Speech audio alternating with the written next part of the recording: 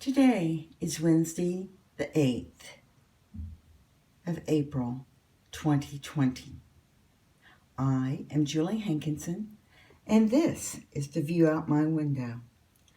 Well, when I was talking about the way our world is changing and our new norm, one of the things that I failed to mention, I really didn't think about, to be truthful, was the way the entertainment industry will be changing.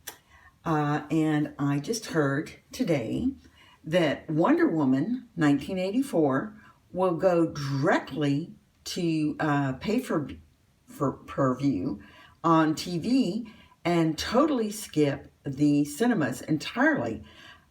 Because let's face it, the movie theaters are going to be closed down possibly for the next 18 months. And so the shows like James Bond and all the other movie releases that were expected to come out and have been postponed, the movie theaters, the producers are deciding that they need to capitalize on these finished products and get them out. And the best way to do that is to do a pay-per-view on our media devices. So that's good news for the projects that are complete. Now, the projects that are not complete, like other Mission Impossible, Tom Cruise type movies, the one that got halted because of, I think they were shooting in Italy and they decided to wisely evacuate, is things like that are 3/4 are just going to be put on hold until the whole situation is rectified. And let's be truthful here. We are not looking at just one large wave of everybody getting infected and gaining immunity. We are talking, excuse me, please. Excuse me again, please. The way they are projecting now is that there will be multiple waves as people actually can and will become reinfected. So we do need to continue our social distancing because let's face it, there could be nothing worse, I think, than to continue to just be reinfected and reinfected. And even though there are 15 companies who currently have or are working on a vaccine for the COVID-19, when all the testing and everything is done, even if they're putting a rush on it, it's going to be 18 months to 2 years before we even have a vaccine. So our lives, truthfully, will not return to what we deem as normal. Probably ever again, because these are going to be long-lasting changes. Just the normal seniors preparing for college starting in the fall. It's not going to happen because the college campuses will not be open, which means that anyone planning on going to college will probably be going to college remotely. And this will mean that colleges will have to quickly adapt, which probably means that we're going to have classes taken via Zoom. Now, I've taken 2 classes via Zoom with the Harvard Extension, and those were well produced, and they were with the normal Harvard instructors who have credentials, which are just amazing. And the teachers were really great. And they engaged the students, and we were all required to be in attendance. So we were on the camera, working remotely, attending classes. But some professors can handle this and some can't.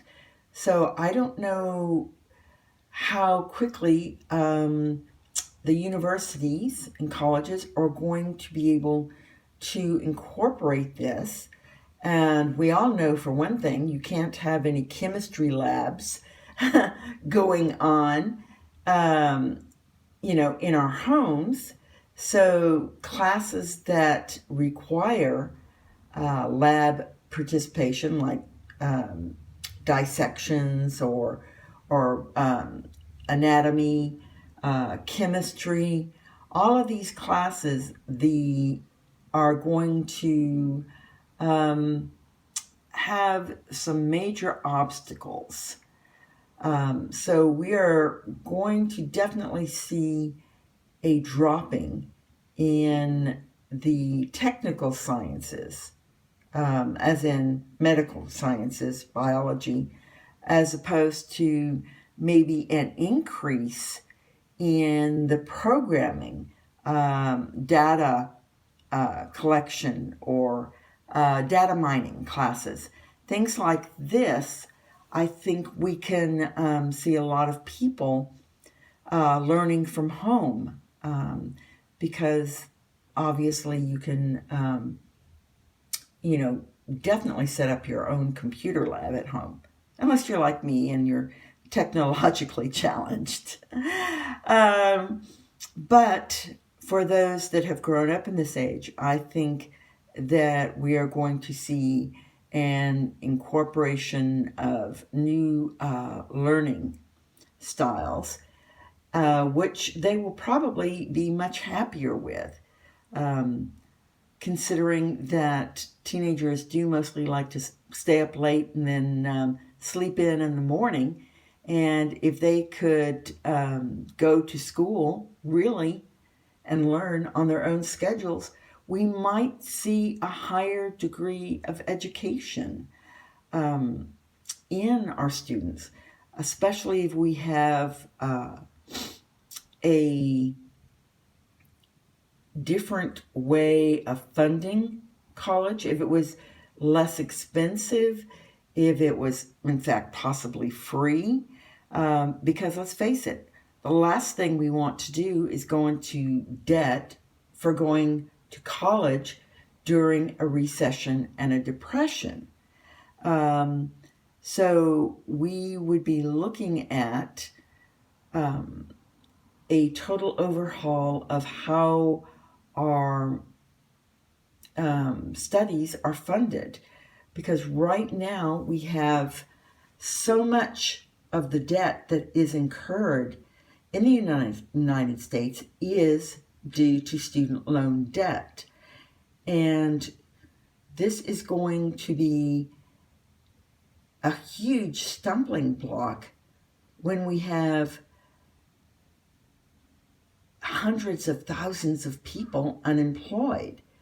This is just all coming to a crux.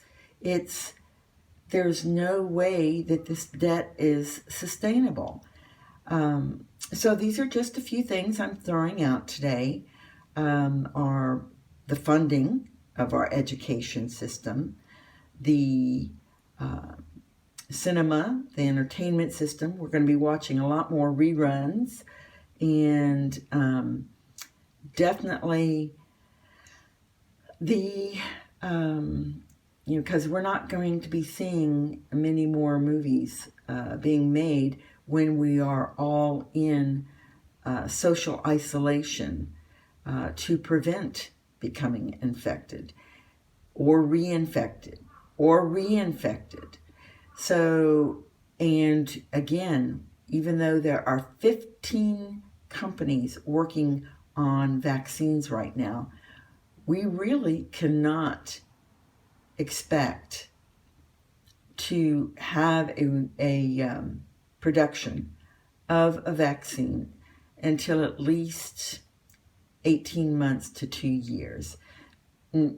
So let's be real about the science and the safety, and the people that are already being, quote, vaccinated with trial vaccines, they're actually being given a shot of the components of the ingredients, not the vaccine active ingredients. So they're trying to see if there's even a reaction to these basic ingredients that would stabilize in the inactive ingredients. Like whenever you have a product and you are like a perfume, and you have the basic scent notes, but then you also have that bland carrier oil that is just every single perfume uses this chemical, but it is not an active ingredient of the perfume itself. It's just a carrier. And that's all these people that are getting vaccines now. They're just, the people that are in these trial runs are just trying to see if people are allergic to this inactive carrier that will actually carry the active vaccine ingredients into our bodies. So they're just in the basic, are people going to be allergic to this type study? So no reason to get overly excited on that part. We are, despite what people say or has been tweeted about, we are definitely looking at a good 18 months to 2 years of this, quote, new normal, this reset, this remake of the world we live in. And with that said, I have noticed a great many ads out there for food delivery people. Walmart is saying, oh my gosh, it's so exciting. Start your own business, be a food delivery person. And I'm just thinking, these are the frontline people who have a possibility of being infected with the virus. And Walmart's saying, start your own business, be employed, be a food delivery person. Same thing with Amazon. They're saying, be your own, start your own delivery company. And it's like, whoa, what are you going to wear? Hazmat gear while you're delivering? I don't know. But there are going to be multiple opportunities that will evolve, that will not endanger your life and your limbs and your families during this time. While quite a few people are currently unemployed, well, that is going to be a time for people to get creative about creating new revenue streams. And so we've got to think about the positive in this, and that is the fact that there will be plenty of time for people to engage in online learning, to sharpen their skills, to learn new skills, to develop new companies, ways of engaging in the world, instructional videos, instructional learning programs. So this is an emerging time which will see plenty of opportunities for growth. And yes, it does seem on the surface very tragic, but we as a people are very adaptable. If there's an ice age, well, goodness gracious, we're going to move to a place where we can grow food and we will survive. And I will leave you with that tonight, and we'll see you all here again tomorrow. Good night.